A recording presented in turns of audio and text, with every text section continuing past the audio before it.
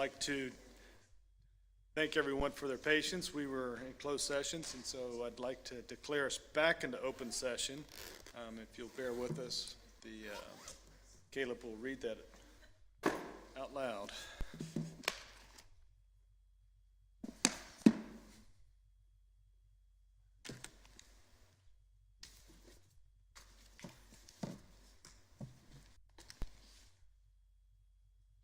We're open, and I declared us back into open session, Mr. Rogers, if you'd be kind enough to read that. I move to approve the certification of a closed session pursuant to section 2.2-3712 of the Code of Virginia. Second. Thank you, Ms. McKay. Would you call the roll, please? Mr. Rogers? Aye. Ms. Ramsey? Aye. Mayor Pons? Aye. Ms. Kernshire? Aye. Okay. We are back into open session, so we will call the September 11th, 2023 City Council meeting to order. Ms. McKay, would you call the roll again, please? Mr. Rogers? Here. Ms. Ramsey? Here. Mayor Pons? Aye. Ms. Kernshire? Here. Okay.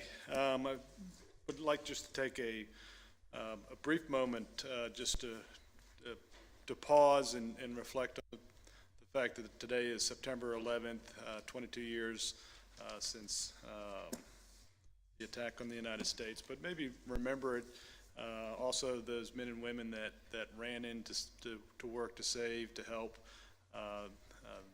people both in New York and DC and in Pennsylvania. So if we can just take 10 seconds, moment of silence, please.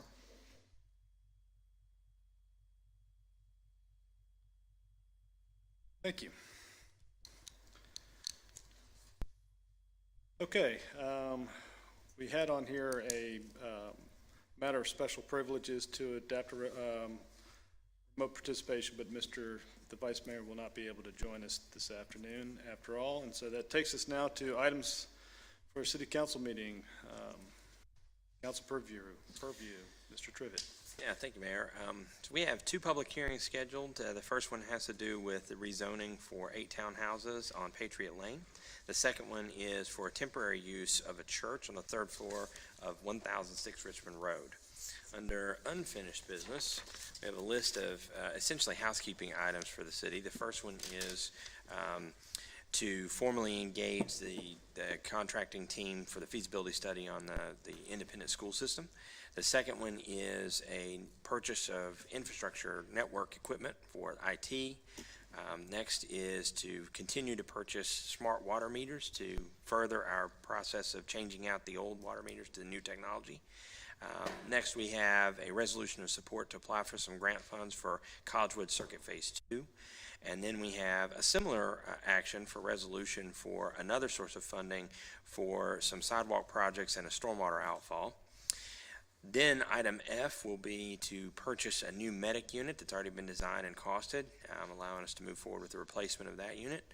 And then we have 2 items from the city attorney dealing with implementing the state code changes as a result of the General Assembly. And then finally, we have a budget amendment to increase the number of FTEs in the finance department. It's going to be a busy meeting Thursday. Okay, this is an opportunity now for public comment. If anybody would like to come forward and address council on any matter of your interest, please step forward and state your name for the record. Okay. Seeing none, we'll close this public comment period and go on to background presentation. And first is a presentation from Summer Intern Smart City Initiative Project by Hollis Bannister. Yeah, Mayor, unfortunately, Hollis had a family emergency, and so she won't be presenting today. If we can move on to the next one, that would be great. Okay, so we have Carbon Emission Reduction Project by Sophie Workinger, excuse me. Hi, everyone. Thank you so much for having me here today. Let me skip through Hollis's presentation. I know she was really looking forward to this, so hopefully you can reach her at a different time.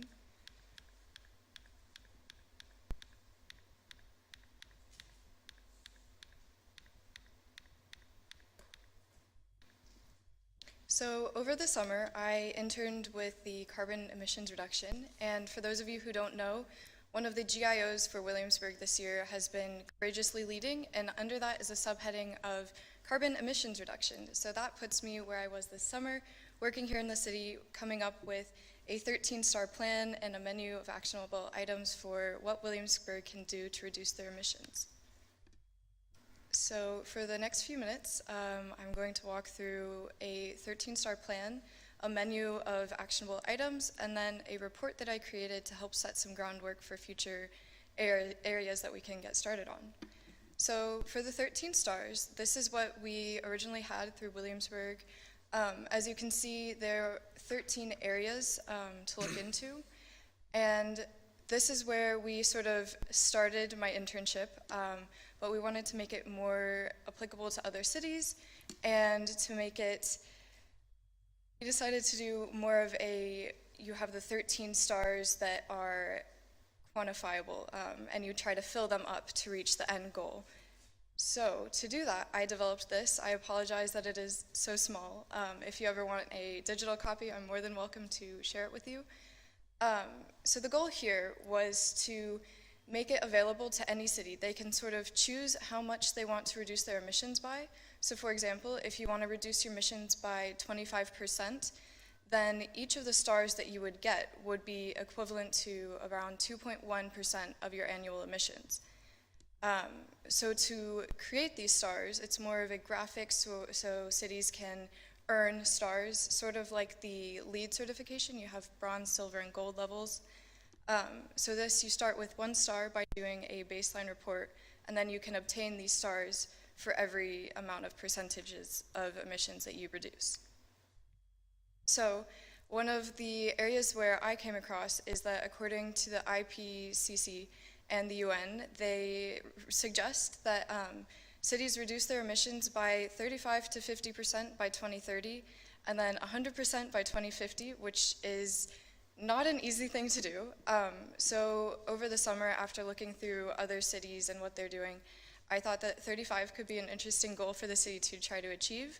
So for example, if this was the City of Williamsburg goal in terms of reducing emissions, based off of the 3,480 metric tons of CO2 that we've measured in the past through an ICLEI report, each star would be 101.5 metric tons of CO2, or 2.9% of the city's annual emissions.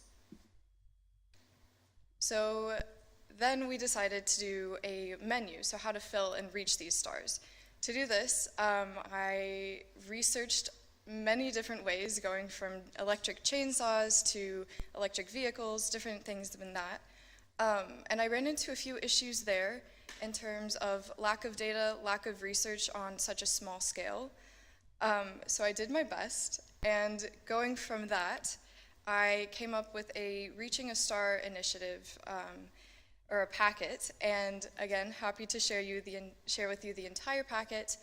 But this goes into more specifics on very small scale on exactly how many metric tons of carbon you can reduce by doing, for example, 1 bin of compost or switching 1 car to electric. So after doing that, I wanted to make actually obtaining these stars or filling out the menu something that is doable for the city, and just sort of set the groundwork so it's as easy as possible for whoever comes next.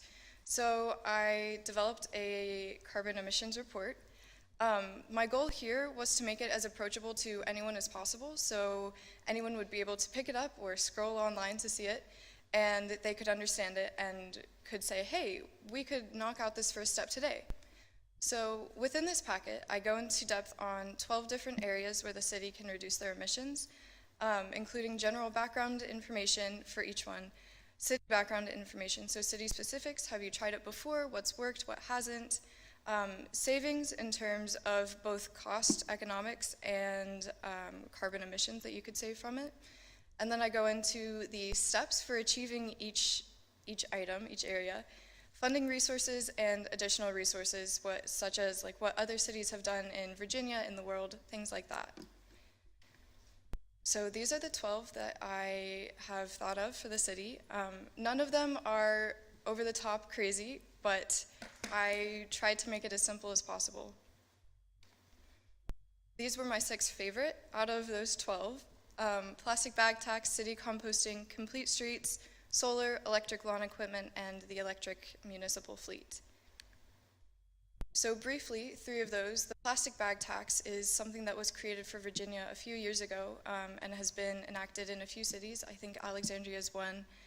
And it basically puts a tax in terms of large grocery stores, large box stores, and it then uses the tax gained from that to go back into environmental education, reusable bags, other initiatives to work on equity measures in the city. Citywide composting was another initiative that I thought was really interesting, having a public drop-off space for compost for community members, and this would also be pretty easy to implement and very interactive with city members. And then I did run out of time towards the end of my internship, but VIPSA has a composting area, which would be interesting for another person to look into in the future. And then, of course, Complete Streets, helping move towards a 15-minute city, making it very walkable, which I just wrote another paper on this. Happy to share more information there, too. So the three main ones that I'm going to talk about are solar, electric, lawn equipment, and electrifying the municipal fleet. So for solar, I found this wonderful website called Project Sunroof. I encourage you all to look up your own address and see if your home has potential for solar there. So in my report, I go into detail on a few of the buildings that could have the most benefit for switching to solar. And then it goes into detail on the costs you can save over 20 years, emissions reduced and prevented from being produced. And I think that solar panels would also be a great way to engage with the community. And here, I especially found that the Quarter Path Recreation Center would be a wonderful place to implement solar. Not only does it have a beautiful roof, as you can see in this image, bright yellow, lots of sun, it could also save $15,000 average over 20 years, and it prevents a lot of CO2 from being emitted, and it is a very public space for the community, lots of interaction there with people going to the recreation center. Moving on from that, I thought electric lawn equipment is sort of funny. As you can imagine, it is very public as people see lawn maintenance people doing things throughout the city. So phasing out there the gas-powered equipment and instead using electric equipment could be one alternative to just start the movement. And since community members see a lot of this, it's easy for them to stop walking down the street and say, hey, that's a really quiet lawnmower, tell me about it. So this helps start those initial baby steps over time to reduce carbon emissions. Then my personal favorite, and I think has a lot of potential for the city, is switching the municipal fleet to electric. Again, I apologize for the small size on this, but the two lower, red and blue, are Chevy electric cars.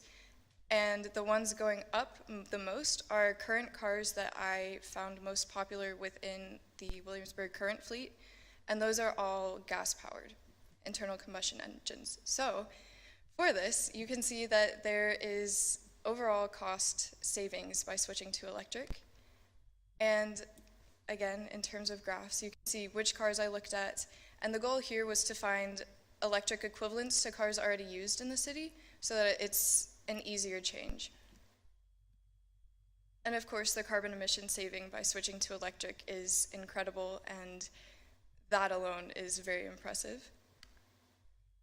In terms of large vehicle considerations, technology is not quite there from what I've seen, but there are a few cities starting to look into trash trucks and firefighting trucks, but that's just something to keep an eye on in the next coming years as technology improves.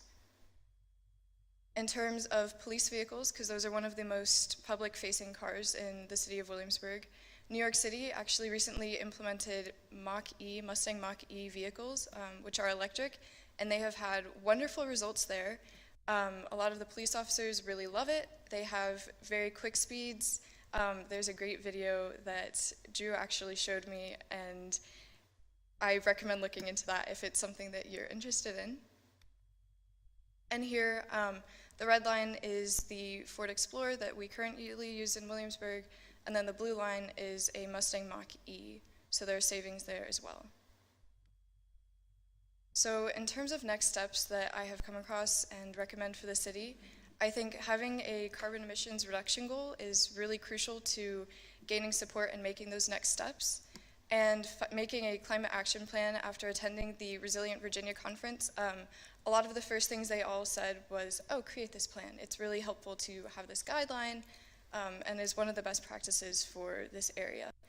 I also think having an environmental website would be wonderful for the city to have. I know there's sort of one online right now, but having this website is sort of a landing site for community members, and you all can update what the city's been doing to work on it. Maybe there could be like a suggestion box on what community members are looking for, things there just to work on engagement. I also think just starting small but making that first start is really important. It's hard to get the ball rolling sometimes, but even switching out one leaf blower in terms of electric would be wonderful. And then my last recommendation is to utilize William & Mary Student Energy. I know there are a few students here today, and our campus is full of people who would love more than anything to help the city. So thank you. Thank you very much. Very comprehensive, and certainly a lot to do in order to become 100% carbon-free by 2020, or 2050, excuse me, which is right around the corner. So, Ms. Granchier, any thoughts or questions? Yeah, thank you. That was really fantastic. So well presented. I guess one thing that I was wondering about in your research, and obviously you did such an amazing deep dive in your internship, what do you see have been some of the biggest challenges to other localities as they try to take these steps?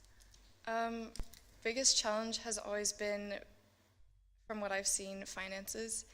As you can imagine, it's the upfront cost that is pretty deterring, but over time you eventually start making that back. It's just getting over that first hump has been hard. Thank you very much too to hello William & Mary students. We're glad to see you here. Thinking about how we can really use this topic in particular as a way to leverage the passions and the energy and throughout our community and really think forward. So you've given us like so much to think about in real concrete terms, and I really appreciate your work. Ramsey? Yes, I would like to second that, and it was nice seeing you at the intern workshop showcase last Friday, so I'm glad that you were able to share the word with William & Mary students about what your project was dealt with here in the city. And I particularly like the fact that you talk about taking a small step first, because I think sometimes, to your point, we get overwhelmed thinking, the gargantuan methods that could be employed, whereas there are a lot of things that we individually could do to further the process and reduce emissions. I mean, just for one, I still use a broom instead of a leaf blower, partially because of coordination and partially because of noise. And so there are a lot of ways that we can perhaps create some small steps for all of us to follow. So thank you again. Rogers? I find sometimes it helps to reduce my own greenhouse gas emissions by, instead of using an internal combustion engine lawnmower, just never mowing my lawn. Sophie, thank you so much for this presentation. This is astounding. I know we had the chance to meet earlier in the summer, and it's just such a benefit to the city to get to have, to your last recommendation, the student energy, benefiting us directly on research projects like this. So appreciative of your work and other students through the Charles Center who got to spend time within the city as a municipality interning, and also with some of our at larger nonprofits. So this is so exciting for me. I shared, and I know other council members know, this is similar to my full-time work at a clean energy company. And so a lot of these topics I'm familiar with, and then some I was not so familiar with. I had two questions. The first is broader, and then the second is maybe more quantitative. But the first was on utilizing William & Mary Student Energy. We do have some students here, so thank you very much for attending. We'd love to hear you all's thoughts during the open forum session. But what would you recommend from you, your friends, the William & Mary students that will come after you as good ways to engage them with some of the projects that you said we could take on? I think the first thing would be open dialogue, just creating space for interaction between student members, the city, other community members as well. And then over the last few weeks of my internship, I was doing some brainstorming outside of my project and thought, that would be really cool if we could do a community-based fair in terms of best practices for the environment, carbon emissions reduction, utilizing student voices on campus and other organizations that we have there to do the brunt work, and then just the city could sit there and support too. Thank you. So as I read through it, it sounded like originally I was thinking a STAR might be one type of emissions reduction strategy, but I think that's changed now. So the 12 possibilities are the type of reduction strategies, and then the STAR is the percentage of what we try to grow towards once we come up with our 35% reduction. Is that fair? Right, so Right. the stars are more sort of like a embodiment of your emissions reduction. So each star, you're like, oh, I just got to 10% reduction, so I get a new star. And I do think that there could be potentially simpler ways to display this in the future. Maybe next year's carbon emissions reduction intern could work on that. But yeah. Okay, and right now the stars, so like if we got 13 stars and our plan was to reduce by 100%, then that would be, we had reduced by 100%. Is that right? Yes, and it would be, using the numbers here, it's based off of, I think, the 2022 number of 3,480 metric Right. tons of carbon emissions. So yes. Yeah, and thank you to our Assistant City Manager, DeWitt, who's currently not with us, but for doing that project with ICLEI and helping us quantify. My question there, and is I find in my full-time work that often one of the city's largest emissions factors is its own electricity usage. And then the city of Williamsburg doesn't have this problem within our confines, but also its treatment of water and wastewater. And so you bring up that really interesting map. What was it, solar sunroof? Project Sunroof. Project yes. Sunroof, I just looked up my own house on it, but Quarter Path was a good example of a large facility of ours with almost constant sunshine when the sun is out. And you'd said that the reductions that could come from using solar was 15,000, was that per year on an electric bill? This is using very early on data, so I will say that number could definitely fluctuate by who knows how much. But I think coming from the website, that was 15,000 over 20 years. Okay, over 20 years.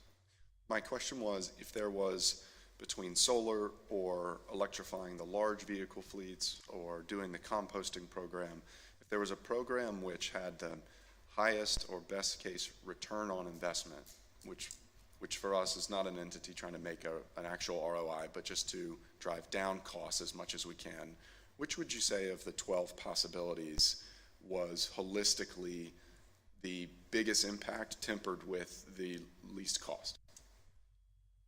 That's a great question. I think one of the areas in the research that I have done that has the most return per investment is building efficiency.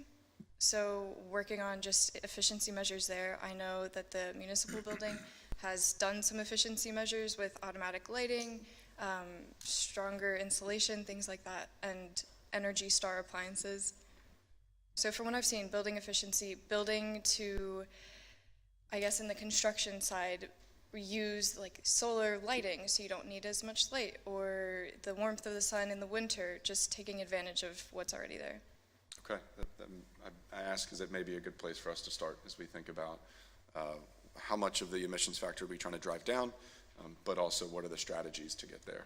Sophie, thank you so much for the report. It was outstanding. Sure, thank you. Well, Ms. Workinger, thank you for giving us your summer, dedicating your time to this project. It sounds like this is something that you're obviously interested in, and hopefully as you move forward in your career, you'll be focused on this. I think one of the takeaways for any of us in the audience is if you're worried about carbon emission, or if that's a priority for you, then you could even implement some of these strategies in your own home with electric blowers and what have you.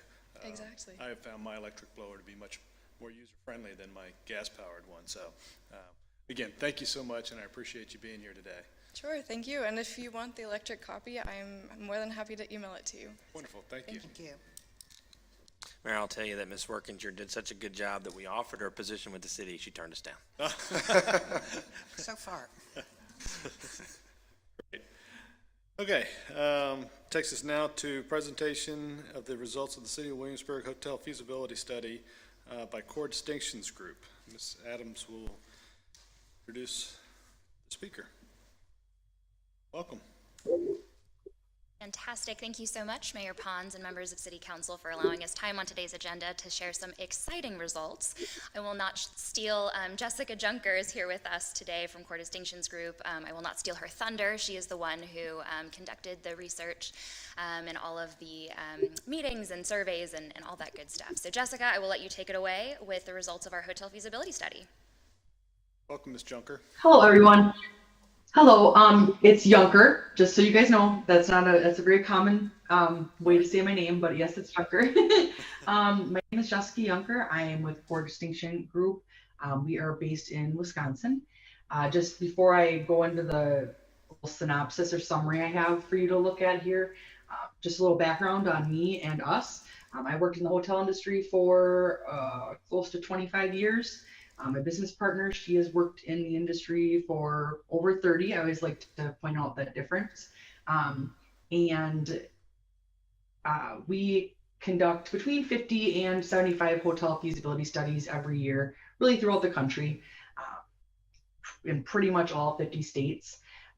We focus on really that first part that a community needs to help attract a new hotel into its community, whether it's a certain kind that they're looking for or a certain site that they're looking at maybe attracting a hotel to. We're working on one in Alabama right now that is building a very large sports complex, and other hotels are being built, but they want one built there. So that's kind of what our main focus is in our business. So we conducted this study about a year ago in Williamsburg.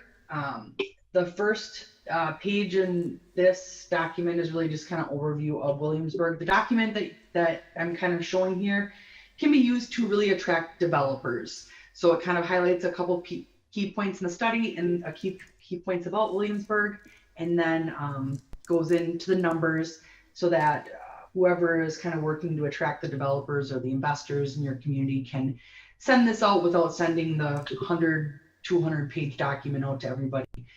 Makes it a little simpler to weed out people that are truly interested in the project. So the next part is really just the executive summary of our study. In your market, we recommended a upper upscale boutique hotel. The property would be between 125 and 145 guest rooms. That's how many rooms we recommend be brought into the market. It's a little bit smaller than what your average is right now, and that kind of reflects in some of the rates and stuff like that within the financial pro forma and the numbers that we'll get to in a couple pages here. The impact of the hotel, obviously, the hotel would bring in 20 to 30 full-time employees. Typically, in a larger hotel like this, you're going to see a little more full-time than you are part-time. You guys have a strong demand throughout the year for the most part. You do have some ebbs and flows, but for the most part, you have a strong demand throughout the year. So there isn't a lot of, laying off part-time people and all that stuff. You can typically stay pretty even with your employees in the hotels in your community. So 20 to 30 full-time equivalents. Obviously, there's a lot more additional property or economic impact with a property of this size, not just the sales tax and lodging tax or whatever you call it in your community. It's also the collateral effect of more people staying in your community and having dinner and getting gas and maybe stopping at a few shops, all that stuff. Let's see. The next part is really the lodging demand summary, and it goes through some of the numbers that we collected. There is a lot more detail in the actual study, and that can be shared with you guys, obviously. But this is just kind of a synopsis. We can kind of go through it, and if you guys have any questions when I'm done going through these things, I'm happy to answer as much as I can. If I can't, then I can get the answers for you. We figured that this hotel would have about 25% of business corporate type demand, 40% of area events and attractions, 20% of SMERF, that is social, military, education, religious, and fraternal groups. That's how the hotel industry kind of puts all those groups together in one segment. And then 15% transient walk-in type business.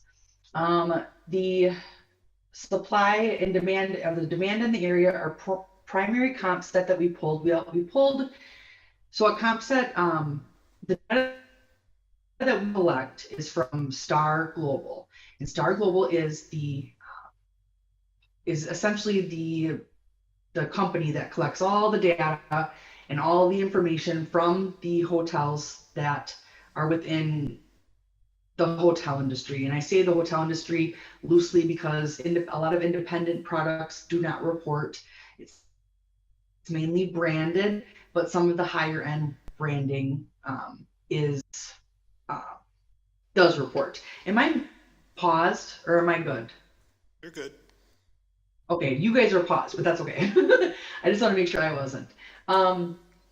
So essentially it's just a little, you might understand, you might already know what Star Global is, but so the primary comp set in your market we pulled was the upper upscale and upscale.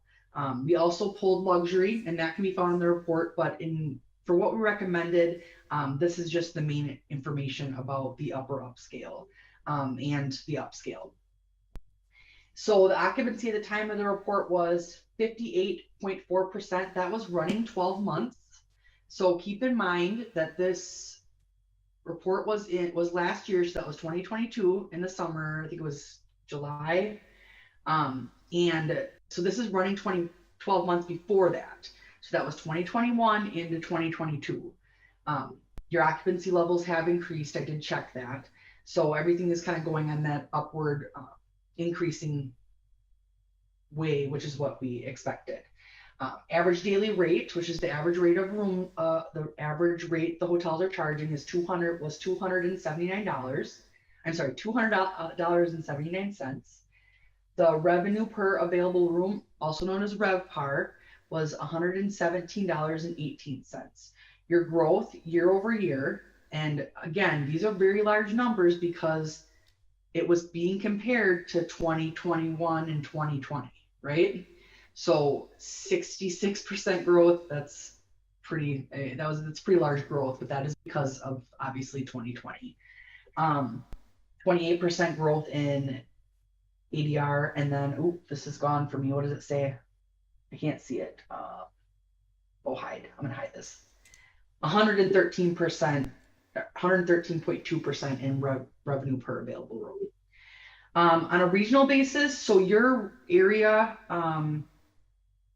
includes, it's a pretty large map. It's in the study. I don't have the study in front of me, but I can pull it up. So the regional upper upscale and luxury, so this also includes the luxury, which you have a decent amount of luxury in your market. The occupancy was 57.4%. The ADR was $226.88, and the RevPAR was $130.18. Regional upper mid-scale and upscale industry data, so this is just that level below, that was 52.9% occupancy, $154.21 average daily rate, and then the RevPAR was $81.54. So in the study, obviously we have the full pro forma with the development costs, the projections, the ramp up year, the first full year, the 5-year projections with the break even. This is just kind of a synopsis of the things that really are the most important. We always make a joke that, we spend a month or more working on these studies, and there's about 200 pages of data and all the stuff that we do, and then there's 10, 15 pages of the pro forma that's the only thing that people really read. So we put in here just a few of the major points. We didn't have any specific site. We looked at 3 different vicinities or locations in your community. So one was downtown, just that downtown area, if you can find some land to put it in. Otherwise, the other area we looked at was on the north side. It was kind of up by Ripley's, but on the north side. And then by, I think it was 145. Is that the highway that it was? Let me look. 143. by the exit by 64, like through that span. The other one was that I said by Ripley's. Yes. Yes. So we didn't have any specific spot, right? We didn't have any specific piece of land that you wanted us to make the study for. It was more, hey, let's look at the whole area. Where would be some good spots to try to attract this hotel? So we don't have specific land costs in here. Construction costs for 135 room or key upper upscale hotel would be around $27 million. The fixtures, furniture, and equipment costs 2.5 of $2,531,250. Indirect soft costs would be around $843,750. So the total projected would be around $30,375,000. Based on those construction costs and based on what our projections were for what this type of hotel could do in your market, we came up with return on investment of 27% the first year, going up to 38% at the 5 years. And then that was with principal reduction. And then just the regular return on investment was 23% going up to 32%. Trying to think what. Jessica, can I ask a question while you're thinking? Yeah, I just wanted to get the actual, you guys can't see that screen. That's okay. I'm trying to look and see what it was based on. Yeah, 30% cash injection is what it was based on. But go ahead, please. Yeah. Well, so, I tell you what, why don't you finish your presentation and then we'll come back to questions afterwards. Yep, that's pretty much the whole presentation. Okay. Well, so thank you for the presentation, and I guess my mind goes to upper scale boutique hotel. I think, we would all like to see a upper mid-scale, or boutique hotel, whatever that looks like. What's the average rate and occupancy percentage required to run an upper scale boutique hotel?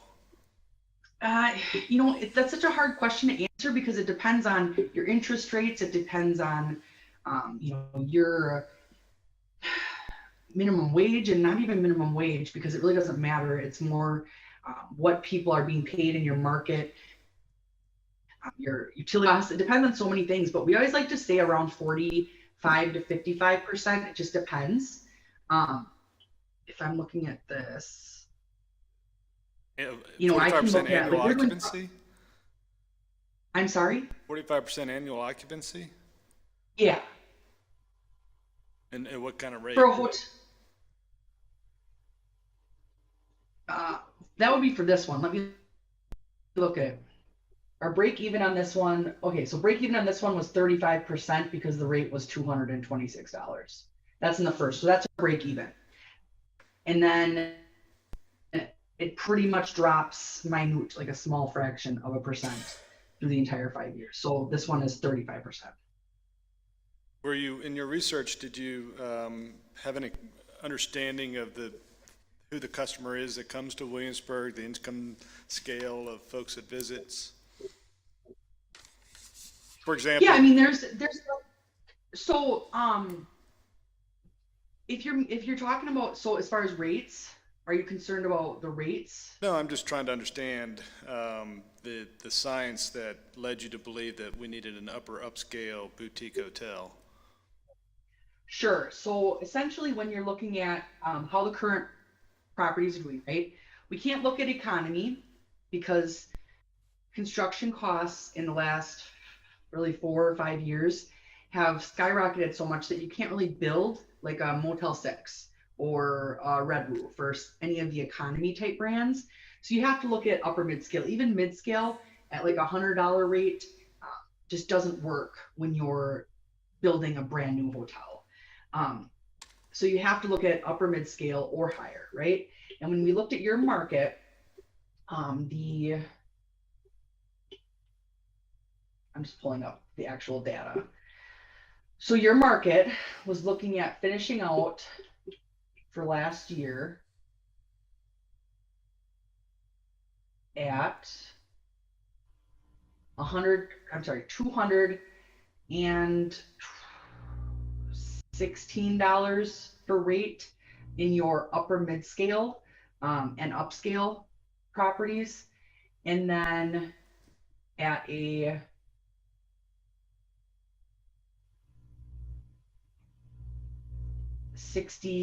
probably 62% occupancy for those products. So we pulled the data for those specific hotels. Then we looked at, so that was the primary.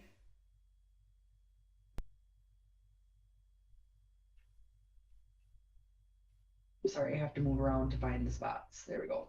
And then we looked at your larger, more upper upscale projects. So that was upscale and upper midscale. This is upper upscale. And their occupancies were at 52%. So their occupancies were really much lower. And that's because they're large. Thank you. Ms. Kernshire, do you have any questions? Actually, I think in the answer, You know, I mean, when you're looking at, they have just can't fill as many. my question was very similar to the one that you just asked, and I think I've gotten my answer in that. So no, I'm good. Thank you. Ms. Ramsey, any questions? Yeah, I just have one. So what are the most important factors for recruiting this type of hotel? And do you foresee, if for our recruiting purposes, that it would be, if we're looking at an upper upscale boutique, a chain or an independent developer? It can be both. It's just a matter of the weight is more on a developer that knows what they're doing when it comes to independent and boutique. And if you wanted to go more the brand, if somebody wanted to go more the brand side, that would be fine too. There's plenty of boutique type brands out there that would be a good fit. As far as attracting developers, I don't think you'll have any problem. You're in a pretty large community. There's a lot of hotel developers within 2 hours at the minimum from you. I think once there's some sort of a press release, once this, the notes from this meeting gets out that you guys have this study and that you have this potential, there will be people that will be calling you to get your hands on it essentially, so they can, dig into it and see if they're interested in it. Because in the past number of years, we have heard that it wasn't felt that Williamsburg provided a big enough market. There was, space for a hotel of this type. So I'm glad to hear that you feel otherwise. Yeah, and honestly, there's been further growth in the last year. So you guys are headed in the right direction. Thank you for the presentation, Ms. Junker. This is very helpful to see. I don't have any questions. I find it affirming that you all in the downtown core in the Northeast Triangle stated that those areas can be ripe for a boutique hotel location. The city has parcels there. We've thought about some and their development potential. So that is good to hear. And it's nice to see that Williamsburg is a community that's ready to be invested in, as I know we've had over the last decades-long view some hotels underperform or end up leaving the city. So I'll hope to see that trend reverse, and I appreciate your presentation. Yes, You guys have a great rest of your day. I'm sorry, is there any more questions? I'm sorry. That concluded our questions, Ms. Junker. Thank you for taking the time to be with us today and to make the presentation. We look forward to digging into it, some of the additional information that you've provided, and as Ms. Ramsey said, hopefully we can find some new product moving into the market. Okay, great. You have a great rest of your day. Thank you. You too. Okay, takes us now to presentation regarding proposed advancements in the TRC, Truth and Reconciliation. Mr. Trivett.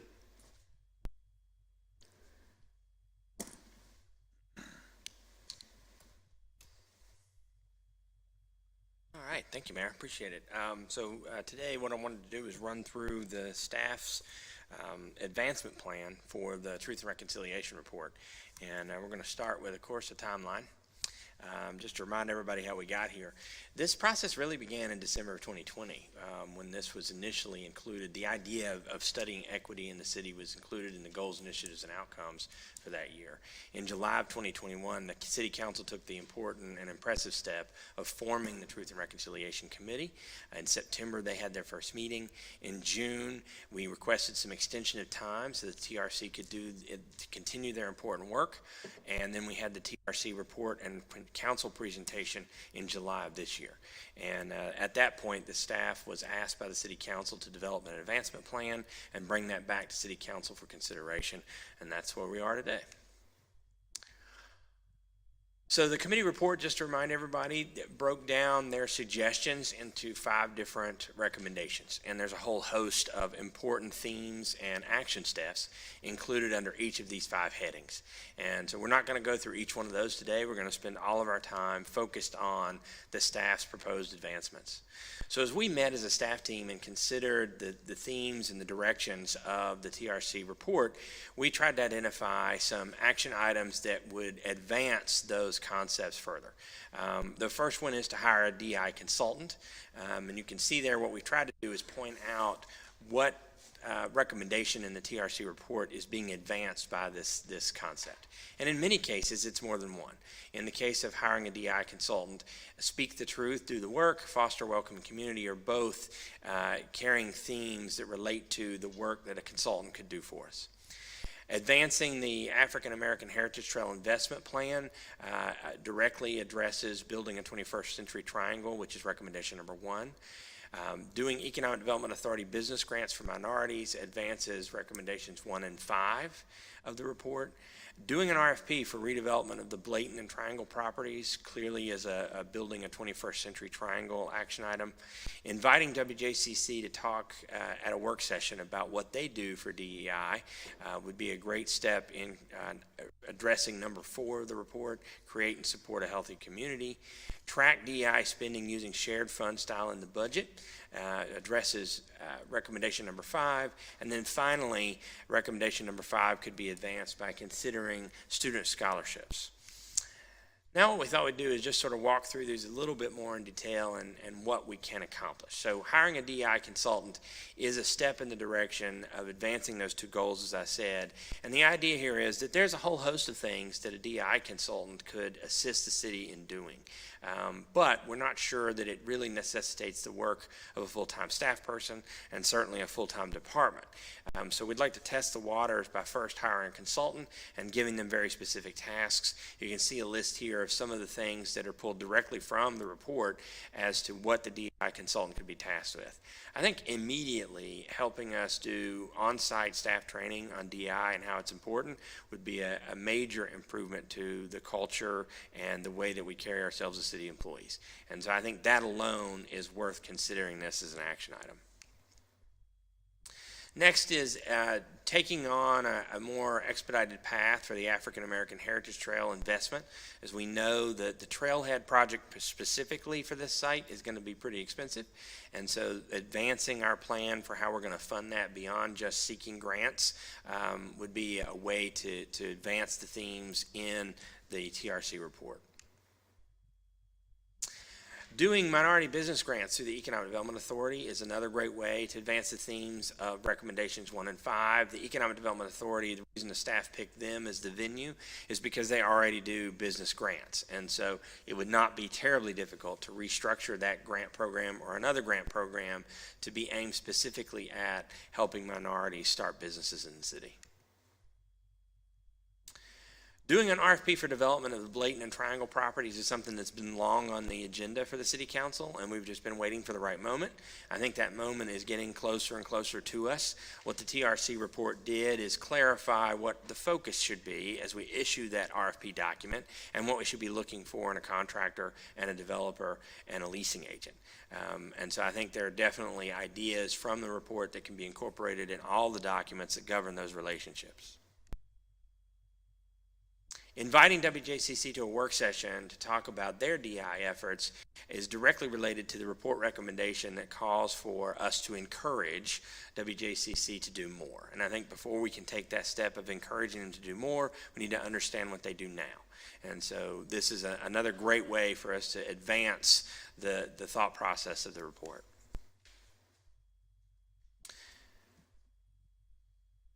Talked about that one. Student scholarships. This one is one that the staff really felt passionate about. This is a great way for us to address action item number 5. And so there's not a tremendous amount of detail here on the page about how we would do this, but simply the concept is to create a fund in the city budget to allow for student scholarships. And the council would need to be involved in setting the policy for what those scholarships might look like and who they should go to. And there's a lot of consideration that needs to go into that. Primarily, how many scholarships would you want to issue in a year? How long would you want to support the student? And for how much money? Is it only for four-year degrees from an accredited college or higher education institution? Or are we talking about certificate programs? I think the options really are limitless with a scholarship program, and the funding doesn't necessarily have to be tremendous to make a tremendous impact. So this is another action item that we thought was worthy of consideration. So where do we go from here? The thought is that we're primarily focused on completing the GIO for this period, which essentially gives us about a year to accomplish 2 of the action items related to the TRC report. So the staff thought would be that the city council will take some time, perhaps over the next month, and come back to the city staff with direction on 2 of the ones that we've recommended, or a different direction that you've thought of on your own that you'd like us to go over the next year to satisfy that GIO. Now, what's significant about that is that this is an ongoing process. We deliberately chose the word advancement and not implementation or action steps because each one of these doesn't solidify or complete a process. It's just an initial step. And so we need to think of this as a longer-term journey.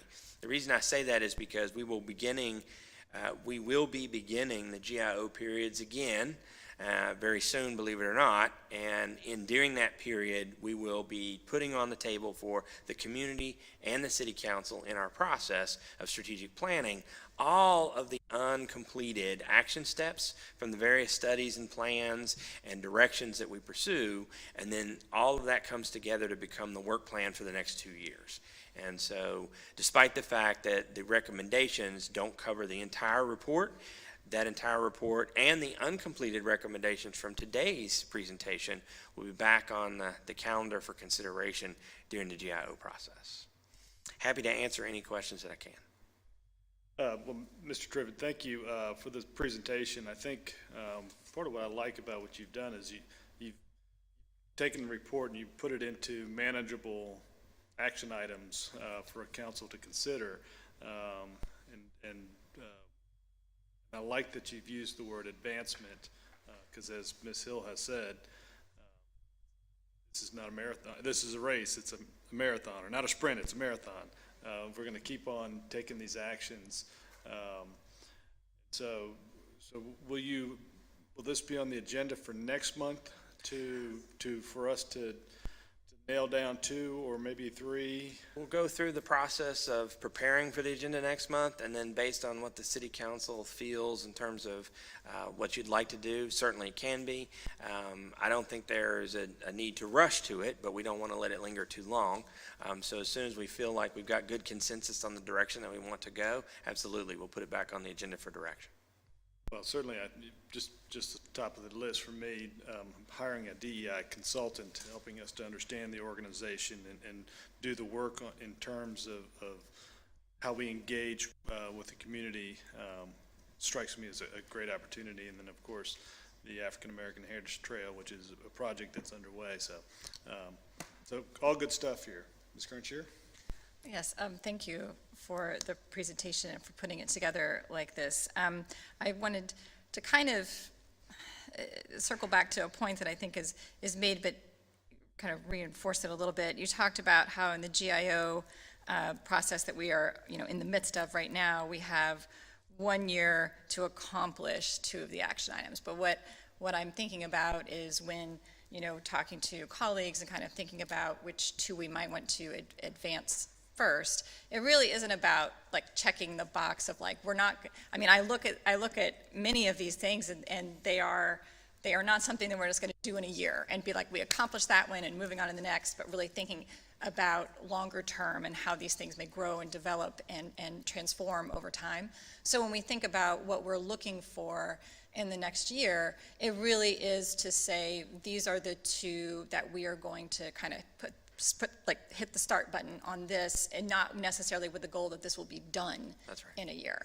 Because then what I see then is that as the next GIO process comes and we start two more, then really at a certain point we have all of them going kind of at the same time.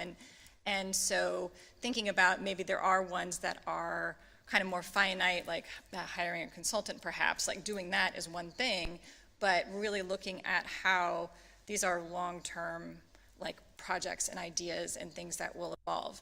And so with that framework, has the staff sort of talked about like what are things that we might want to consider in terms of timing and thinking and other thing, and like what all is going on in the community as we kind of evaluate which ones we might want to advance first? Sure, I think you make a great point, and I'll circle back to it first, and then I'll answer your question.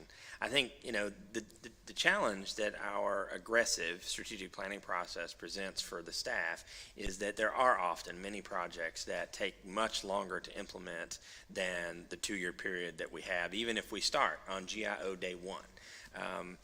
But that doesn't hinder our progress. And so, like you say, it's not really about checking the box. It's making sure that we've started a thing that needs to be started to advance Williamsburg forward. And these are all great examples of that. There are plenty of suggestions on the board that are finite, as can be completed in the 1 year, but there are plenty more that might be more meaningful that would take longer.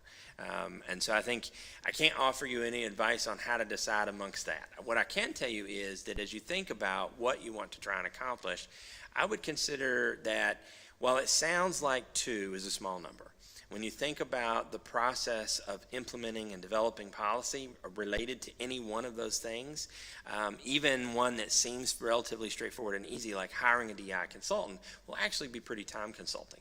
Developing a true scope of work for that to be done, and then identifying exactly which firms we might want to think about as filling that role, and then bringing them in and interviewing and deciding whether or not they're a fit for our culture and the organization, as well as the community, will take us some time. And then apply that to all the other recommendations. Another one that's obviously much more involved is developing a scholarship program. That will take a considerable amount of time, and we may not get all of that work done in the 1 year that we have. I think we could probably get most of the program developed, walking through options with City Council and building consensus on a plan. And then a major question would have to be, is the city the right entity to administer such a program? That's not a thing that we've ever done before. I don't know that we would be good at it.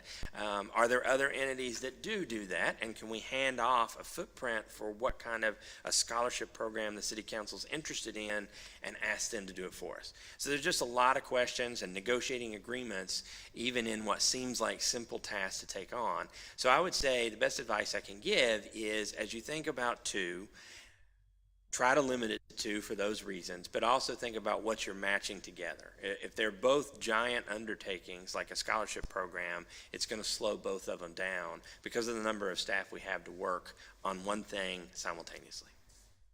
Thank you. That's really helpful. I think this is really exciting, and I look forward to conversations that we may have and the community as well about how to keep moving forward and not let progress stall. So thank you. Ramsey? Yes, I would like to thank the staff for putting together some sort of concrete ideas for us to think about as we go forward. And I think the evolving process that Ms. Kernscher mentioned is really relevant to like the African American Heritage Trail, because the idea that got started back in 2019 when a group of us were looking at the best way to move forward an MLK memorial. And so now the work that's being done on the African American Heritage Trail sort of dovetails in with the Williamsburg Public Art Council that we have, and this recommendation from the Truth and Reconciliation Committee, that there's now an entity that can look at sort of holistically a project to move forward. And in fact, in our meeting last month, this particular topic was mentioned as a future project that the WPAC might be consider as we move off of murals. The other thing that would be near and dear to me would be the scholarship opportunity, because I think if you can advance education for people, that is something that is very long-term and really helps pay it forward.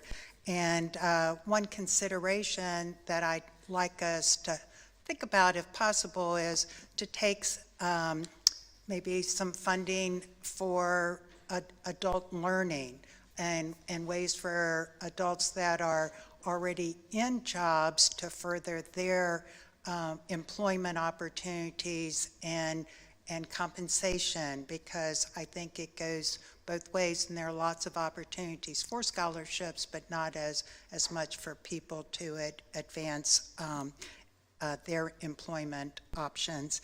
And to your point, there are, like the Community Foundation already has a process for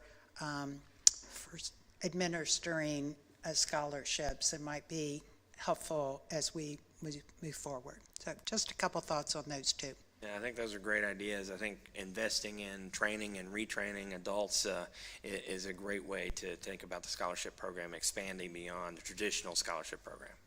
Good suggestion. Well, a huge thank you to staff for all the time that it took to take the really poignant and helpful recommendations from our Truth and Reconciliation Committee and bring them back in front of council so quickly. Just felt like a couple meetings ago, I guess it really was, that we got the report, so it's helpful to get to see actionably what those would look like, right? And thanks for a couple members of TRC being here, Lawrence and Laura and Bobby and Helen, who had to step out. I'm excited to maybe ruminate with the rest of the group on which ones over the course of the next year we'd like to move towards. I don't yet have an idea around within that year time frame which ones I prefer, but I can say at least three that really stick out to me as being particularly impactful and that we already have existing ecosystems around is one, the grants for minority-owned businesses from subcommittees that exist through the chamber, from our local ecosystem of entrepreneurs, strikes me as a really strong way that we could try to make Williamsburg an easier place to invest in. The second was the long-discussed African American Heritage Trail back from 2019 that now has a GIS mapped version of that and public listening sessions of what areas should or maybe should not be exalted on that trail. And then, of course, $337,000 of federal funding, soon to come, hopefully, that'll let us do the stage one of that trail would also be a very good and I think quicker opportunity for investment.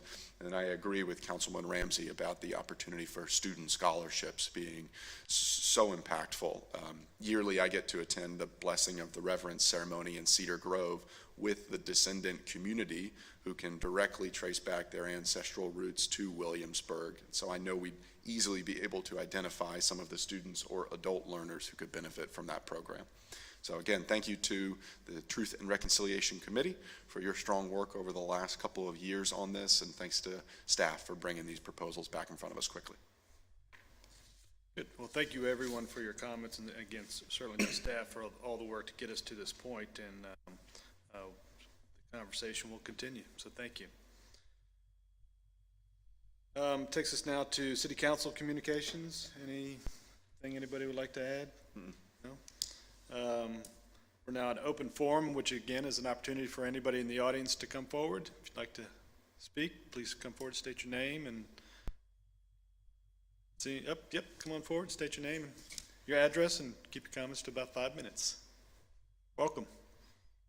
Hi, my name is Karina Chang, and I can spell that if you need. It's CORINACHANG, and I live at 103 Wythe Avenue. And so I wanted to speak regarding Sophie Workinger's presentation, and I'm a student at William & Mary. I'm also part of this group of students representing 3 different climate and environmental related organizations on campus. So first I wanted to say that last spring we had Assistant City Manager DeWitt come and speak to our organization about the progress in Williamsburg in terms of sustainability and green efforts, and that was really exciting to hear. And so I just want to urge you to really keep using that momentum and continuing on this amazing path towards a greener future. And then also, since I am a student, it's my first year living off campus, so that's really exciting. I feel like I'm actually a resident of Williamsburg instead of just a student at William & Mary, because I'm also out of state. But because I am living here in the town, surrounded by community members, I'm also voting here.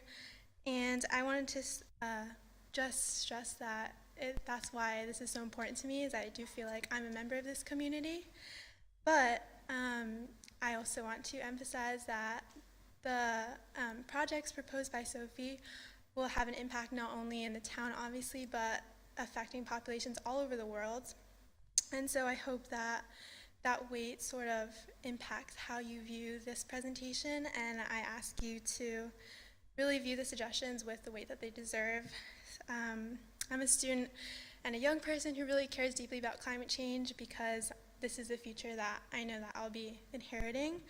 So I have a lot of enthusiasm for the town, and I thank you all for the hard work that you're doing, and I just ask you to be ambitious and motivated and keep young people like me in mind. So. Thank you, Jane. Thank you.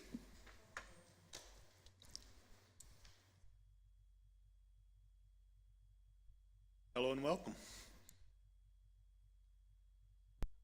Hello, I am Helen Tippin. I am a sophomore at William & Mary, and I just wanted to second what Karina said and just thank you for your presentation. Like, this is the work that needs to be done, and these are the conversations that need to be had, and this is like the best step, first start that we can really go to have this sustainable future.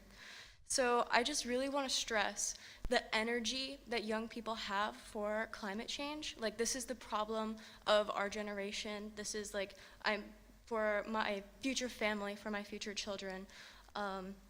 And particularly like at William & Mary, you know, like COVID's kind of going around, we have classes, it's Monday, but just imagine there's like 100 people plus behind me that are all like here and all like really, really passionate and care about this. And so with this, I have a Voltaire quote that's one of my favorites, which is, "Don't let the perfect be the enemy of the good." So always try to find, like in your presentation, those balances between like personal items that we can do, but also like citywide, big impact, heavy-hitting targets that can be achieved, and like finding those compromises. And so I also want to say that electric doesn't always have to be the answer. Like, yes, having an electric leaf blower is always better. Like having, like electrifying the fleet is a step that needs to be done. But finding a way to finding creative, out-of-the-box solutions to just reduce emissions in general will always be better than finding sustainable alternatives. So it's like reduce, reuse, recycle. So reduce is the first on the list. So I was thinking, every Saturday I go to the farmer's market, and I get a lot of my produce from there, and just really like, it's such a good source of community, and just bolstering that and getting more people involved. And if there are more community gardens, finding that area around Williamsburg would just reduce so many transportation emissions due to moving food to grocery stores and all of these things. So that's not even needing to add vehicles to a fleet or replacing vehicles. That's just limiting the amount. And also, as a student, public transportation is just really valuable. And when we heard from the city council member like coming to speak, that you are doing so much work on public transportation, and that's amazing, and please continue to do so. And I see in like big cities, they have electric scooters and bikes that people can just take and move around as well. And also, emissions will be reduced by having safer bike lanes and transportation. I know so many of my friends choose to have a car on campus instead of a bike, just because they are afraid of the bike lanes and stuff, and traffic incidents. But yes, so those were just some of my thoughts. But amazing work, and just really excited to build this future together. So yeah, thank you. Thank you. Thank you. I appreciate you coming forward. Would anybody else like to come forward? Seeing none, we'll close the open forum. Douglas. I'm sorry. Yes, please come forward.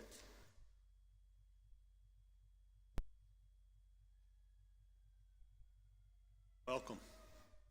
I'm Helena Huber, also a sophomore at William & Mary, and I would just like to say that this city has so many resources to do so much good.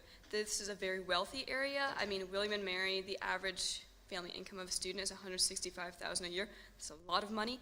I'm from rural Virginia, and I would just like to say that you guys have just so much of an opportunity to affect so many people, and starting small and just making your city green helps so many people, especially considering that, again, this is a reasonably wealthy area. And as a student, I would like to say that I know there's a lot of backing from the William & Mary population to do these sort of things.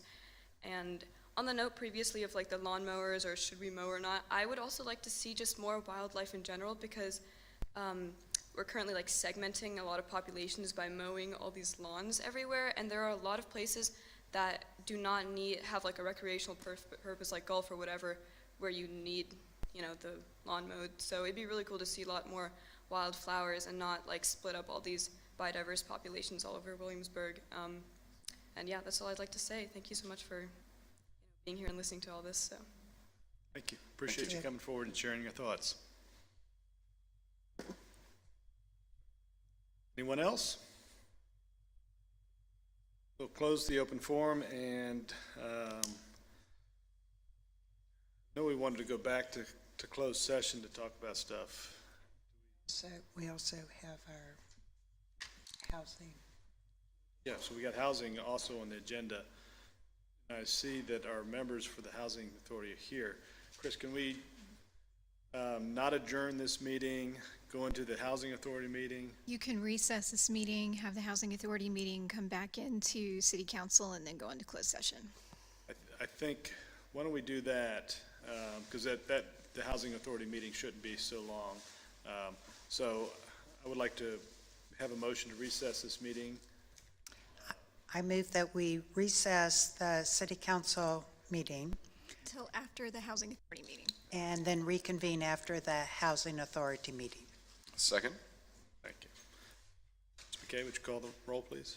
Mr. Rogers? Aye. Ms. Ramsey? Aye. Mayor Pons? Aye. Ms. Kernscher? Aye. Okay, we are in recess.